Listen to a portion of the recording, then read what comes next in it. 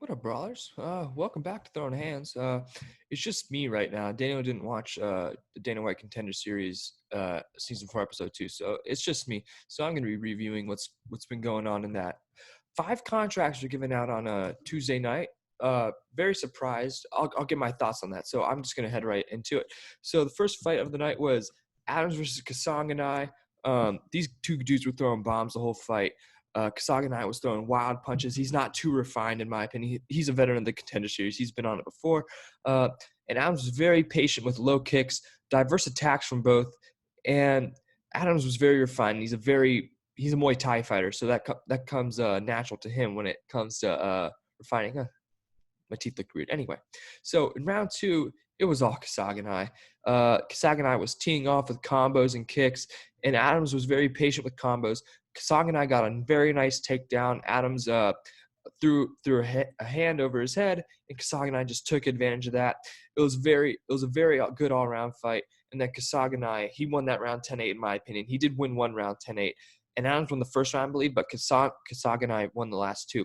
So Kasaganai takedown had top control for a very, very long time. I don't know exactly how much time he had takedown control, but it was a very long time. And then Kasaganai hit Adams with a low blow, and they had a 5-minute break, but then Kasaganai turned it on. So Kasaganai earned a contract. I personally thought he earned a prospect contract, but that's just me. But he did look really, really good in this fight, and I can't blame Dana White for giving him one. He put his whole heart out there. All right, so TJ Laramie versus Daniel Swain. This fight ended quickly because Swain popped his rib, I think, or he broke it, one of the two. But Laramie showed some really good stuff. Laramie had about 4 minutes of top control in the first round, which was the only round. And Swain had about 4 submission attempts with arm bars, and I think he had a leg triangle in there, I believe. So he looked really, really good until, he got hurt. But Daniel Swain, don't be surprised if he comes in as a late signee and a replacement fighter, because he can do some work on the ground. I asked Julian Erosa after this fight, because he fought Julian Erosa. We interviewed him. I'll link his interview at the end of the video. But he looked. Erosa said, "Hey, don't count him out, because I thought I wasn't going to be in the UFC ever again. Look at me. I want to fight." So don't count out Daniel Swain on this. But Laramie got his contract. I believe he deserved it. With as much top control as he had great scrambles. I really like this Laramie guy a lot, and he's only 22, so he's only going to get better. All right, so to Demopoulos versus McKenna, very interesting fight.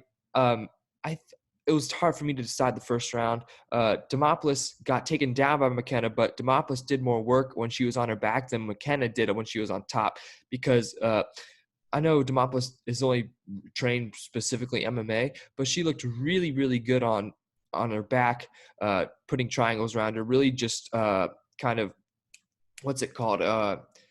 Not allowing McKenna to do much on top for the first round, at least. And she almost got an armbar there in the second round. She almost got one in the first round too, but she couldn't quite secure it and get the arm under her armpit in order to lock it up. And then round 2, they were exchanging a lot. McKenna got tripped Demopoulos, and they got on the ground. And Demopoulos was throwing wild in the second round. I don't know what was up with her. When she was refined, she was doing quite good. But when she got wild, it really didn't work too well for her. So that's really it's really up to the people there for who this round went to. I gave it to McKenna personally. And yeah, Demopoulos did have an armbar attempt. It was nasty, but she couldn't get the arm under McKenna's hand under her armpit to secure it. And the third round went to McKenna. There was some exchange at the beginning, but McKenna dominated with top control. She looked really good, and she's only 21 years old. She's only a couple years older than I am, so she has a lot of potential. And Demopoulos had another armbar attempt in the third round, but couldn't quite secure it. I was surprised that Dana White gave the contract to McKenna personally, but I think McKenna could have gotten a prospect contract. That's what I would have done if I were Dana White. But she did look really, really, really good. And she has a lot of potential. But the one thing I have about her and Demopoulos, because I wouldn't be surprised if Demopoulos gets brought on as a late person, is that McKenna and Demopoulos have reaches in the 4 foot, about 4'8", 4'10" range. So when they strike, they have to really get up into the pocket. So I don't really see I could see how their reach disadvantage would be a serious disadvantage against some of these, especially some of these ladies. If they, I believe they're flyweights, and that stuff won't fly against people like Shevchenko and Calvillo, who have significant reach advantages over them.